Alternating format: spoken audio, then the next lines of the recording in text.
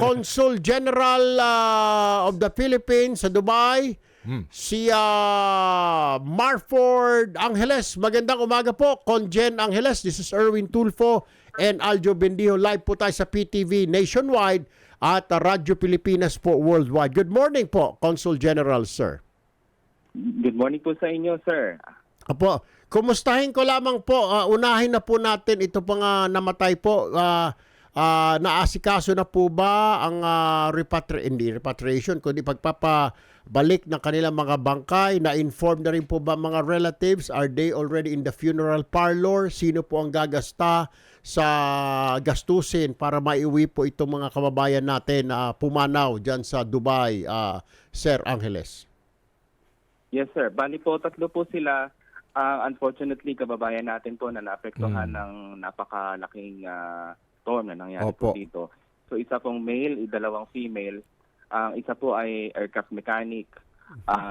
Ang kanya pong aksidente ay papunta po sila sa airport at meron poong road damage at siya po ang nasawi. Nasa mortuary na po ng Dubai ang kanya pong labi. Opo. At ang dalawa naman pong babae, pareho po silang nagta-travel from Sharjah to Ajman. Yung Sharjah po at Ajman ay dalawang magkaibang emirate, pero malapit po yun dito sa Dubai. Yung coaster po nila ay nasubmerged sa flood waters, namatay po sa pamamagitan ng cardiac arrest. Ang remains naman po ay nasa hospital mortuary in Sharjah.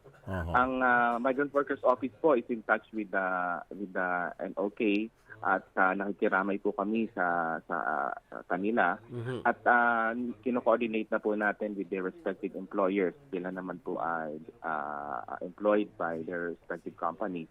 At sila rin po mag-aasikaso ng repatriation of remains. Ang konsulado po ay tutulong naman po sa mga documentation, sa report of death, mga requisites po for shipment of the remains. At siyempre, in coordination rin po with Dubai government, government po ng other Emirates at ng police. Yun lang po, talaga pong apektado po ang lahat dito. Hanggang Biyernes po ay wala pong pasok dito. Hanggang ngayon, dineclare po ng gobyerno dahilan po na sobra po talagang apektado ang lahat. Sir, yung isa sa mga pamilya na nasawi, yung kanilang kaanak dyan, ang hiling lang po ay sana mapabilis po ang pagpapauwi sa mga labi. Kakayanin po ba? Or how many days do you think it will take, Sir Marford, para maiuwi itong mga bangkay o labi sa kanilang pamilya dito sa Pilipinas, sir? Sir, usually po a week or so, pag regular po yung circumstances. Pero ito po ay medyo na-overwhelm po ang lahat ng sistema dito, from the drainage system hanggang sa mga sistema rin po nila sa gobyerno dito. Kaya po, tingnan po natin, pero po rest assured po ang mga kaanak po ng namatay na ang amin pong pagdamay ay ipapakita namin sa pamamagitan po ng we'll do our best po. Through coordination with the host government and with the employees na mabilis po sa lahat ng madaling panahon. Yung mga dineklara po, sabi ninyo walang pasok. Paano po yung mga kababayan natin? Ito po ay paano po yung mga no work, no pay, or sagot na rin ng kumpanya yung mga pagkain po nila, Sir Marford? Usually naman po, yun po ay may arrangements po ang host government. Dahil strict po dito sa labor laws. At ang mga kumpanya po ay compelled na pangalagaan ang karapatan ng mga workers. At kung hindi naman po yung nasusunod, hindi naman po nagdadalawang isip ang mga kababayan natin na lumapit po dito sa ating opisina, sa konsulado at saka sa Migrant Workers Office. Alright. At yun po ay ating bukas rin naman po ang ating mga hotline. Kaya po wala pong dapat ipangamba ating mga kababayan. Andito po kami para tumulong. Alright. Ang isa pa hong problema tayo, sir, may problema yata tayo ngayon, ay dyan po yung mga kababayan natin na mga turista na galing sa bakasyon, yung iba naman mga OFW, mga seaman galing sa iba't ibang bansa na sumakay po ng Emirates, at dyan ho sila bumaba ngayon sa Dubai. Ang problema, 2 araw na raw po yung kanilang airline hindi sinagot ang kanilang pangkain, hindi rin sinagot ang kanilang accommodation dahil force majeure ang excuse ng airline, which we'll understand. Paano po ito, sir? Yung mga kababayan natin, ito po ba chinek ho ninyo, umikot na ho kayo doon. Baka may mga hindi po kumakain ng mga kababayan natin. Okay lang yun, nakasalampak sila sa sahig, pero yung pagkain, sir, medyo mahirap po yata. Lalo na yung mga turista na wala ng pera. Yung mga pauwi, isa pa ho yan dyan, gusto nila gastahin yung pera nila para sa mga kaanak nila dito na gagamit na rin ho yata nila, Sir Marford. Meron na po bang contingency plan, Conjen? Opo. Tama po kayo, sir. Actually po, kahapon pa lang po ay nag-sleep na po kami at meron po kami nakita, meron nga po isang elderly couple kasi i-message rin po sa amin, kailangan nila ng insulin dahilan sa diabetic. Yun naman po ay nabigyan po ng lunas. Meron po talagang mga dumadaan dito na hindi in-expect na talaga po ang kanilang flight ay naka-cancel. So far, ganyan po ang sitwasyon ngayon sa airport. Meron po tayong taong nandun naman sa airport na titingnan ang kalagayan ng ating mga kababayan. Suportado naman po ng Department of Foreign Affairs kung ano po ang mga pangangailangan nila atin pong ibibigay. At hindi lang po DFA, pati rin po ang Department of Migrant Workers. Opo, nagtutulungan po kami dito at nagbibigay ng informasyon kung sino ang may kailangan. Lalong-lalo na po ang focus na ngayon is itong mga dumadaan sa airport na minsan ay na-overwhelm rin po talaga ang mga airport, ang mga airport personnel. Meron din po tayong mga kababayan na nagtatrabaho rin po sa airlines, kaya sila rin po ay nakikita na sasabi sa amin na overwhelmed. Sir, alam mo, as we speak, pinapanood ho itong programang ito ng mga Pilipino natin na ay stranded dyan sa Dubai. Saan po particular? Meron po ba kayo, nagtayo na ba kayo ng help desk dyan sa Dubai International Airport? Saan sila pwedeng pumunta at humingi ng tulong? Because right now, as we speak, naghahanap po yung ilan ng mga kung saan po sila lalapit. Meron po ba kayong designated area na pwede nilang puntahan ngayon mismo? Madaling araw po ngayon doon na para makahingi ng tulong, pagkain man yan, tubig, or what have you? Meron na po ba tayong specific area dyan sa Dubai International Airport para sa mga Pilipino? Right now, sir, ang ating pong officer na pupunta po doon sa airport on his way will try to find a particular place na kung saan po sila pwedeng mag-congregate. Unfortunately po ay limited lang po ang pwedeng makapasok sa areas ng airport at ito po ay dahil sa yung airport passes ay limited na binibigay sa mga konsulado. Pero po rest assured, we will set out a plan kung saang lugar nandoon pwede silang mag-congregate para sa sila ipupuntahan ng ating mga kababayan na kailangan ng tulong. May hotline po ba kayo na pwede silang kumontak, sir? Can you give us the hotline that you have there? Actually po, what I can give is I can give right now po my mobile number. Opo. Ito na po mismo ang pwedeng tawagan. Ito. Plus 971 Opo. 56 881 1887. Okay, pakiulit ho ulit. 56 plus 7, ano po yun? Sorry. plus 97 971 971 56 56 56 88 8811 887. Ayun, alright. Sige po, ipa-flash ko namin sa screen. So, pwede po nga kayong i-text yung mga para sa mga kababayan na natin. Yes alright. po. Alright. Okay, Okay, sir, thank you sana po makarating agad yung staff po ninyo at makapag-set up po ng help desk dyan dahil yung iba po, sinabihan na ng airline, puno na, bukas pa kayo. Saturday pa kayo. Oo nga po. Makauwi. Kawawa naman ho, sir. Anyway, maraming salamat po, Sir Marford Angeles. Thank you po, sir. Thank you, sir. At kami po yung laging handang tumulong sa mga kababayan natin. Alright. Okay, ingat po kayo dyan. Ito, kausapin muna natin itong stranded na pasahero, si Gian Kibalyo. Magandang umaga, Gian or Gian? Yes, good morning, Kong Erwin. Yes. Opo, kasama ko po si Aljo Benio. Sir, ano ang mga nagiging problema niyo dyan? Kasi nga ho, kahit ako, may kaanak ko ngayon dyan, stranded sa Dubai International. Ano hong kailangan ng mga Pilipinong mga pasahero na kababayan natin dyan, ng mga nasasalubong ninyo o kayo, mga nakakausap din ninyo, sir? Well, definitely siguro the airline should provide water din sa mga Tubig tao talaga. dito kasi ilang oras na rin naghihintay dito yung mga katrabaho ko na pabalik ng Pilipinas. Opo. Yesterday, we're stranded for 2 days. Naku. Naku, We're ano stranded ba? for 2 days here. Walang tubig. May Walang tubig. we have a hotline, sir, na binigay sa amin.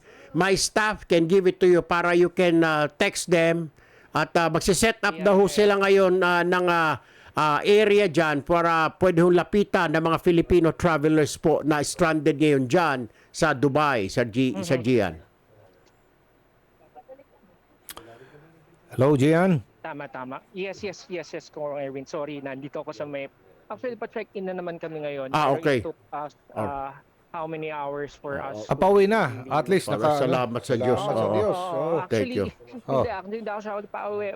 Pero hindi na namin makukuha yung connecting flight namin. We're going to Korea naman kasi this after nito. So ngayon, medyo talagang... So sana lang kayo, sa Manila na lang kayo. Kasi, sa Manila and then going to Korea. Kaya lang yung connecting flight namin Na-miss hindi na namin ninyo. masasakyan. Hindi ba sasagutin ng Emirates yan o ng airline ninyo? I think they will do that naman. Okay. And ang problema lang talaga, sobrang dami. And Ng tao. grabe din yun. Hindi anticipated din yung nangyari sa Dubai because malaki yung damage. I mean, sobrang lakas nung malaki. Wala nang ulan ngayon dyan, Gian. Ulan ngayon. Wala na naman ulan ngayon. Alright. Wala nang baha, no? Wala na rin baha. Sinisip-sip na rin yung mga baha dito. Okay. Pero sobrang lakas kasi kaya hindi rin na-anticipate ng airport na gano'n. I understand. Alam naman natin walang drainage Okay. dito sa Dubai. Sige. Yeah, we understand. Okay, ingat. Gian Kibalyo, maraming salamat po sa information. Magandang umaga. Ingat po kayo, sir. Ingat po kayo. Maraming Thank you po. Salamat din. Nako, ito. Si Mary Ann Kasipong ang may bahay ng isa sa mga nasawi sa baha dyan sa Dubai. Magandang araw po, Ma'am Mary Ann Kasipong. Si Erwin Tulfo po ito at Aljo Bendijo. Yes, Good sir. morning. Ang aming pong taus-pusong pakikiramay, ma'am, sa iyo at iyong pamilya. Ano po maitutulong namin, Ma'am Mary Ann? Gusto sana namin sir, na mapabilis po yung pagdala ng katawan ng mister ko po dito sa Cebu, sir. Opo, ang pangako po kasi raw, ma'am, kausap po namin yung Consul General natin sa Dubai. Pag normal circumstance, pag wala po mga ganitong kalamidad, mga 1 linggo po naiuwi ka agad. Pero ngayon po, tambak po, maraming na disgrasya, baka mga ilang araw pa po yan bago maihati dito sa ating bansa yung labi ng inyong mahal sa buhay, Ma'am Mary Ann. Yun po ang pagpapaliwanag sa amin. Pero hayaan nyo, ma'am, tututukan ho namin. May number ho kayo sa amin.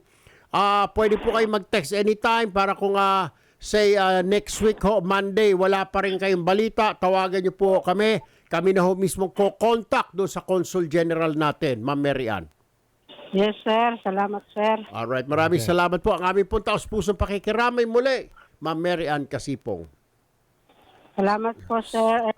Thank you po. sir. Thank you po. Okay, si Yusek Hans Leo Kakdakong, DMW, nasa linya na.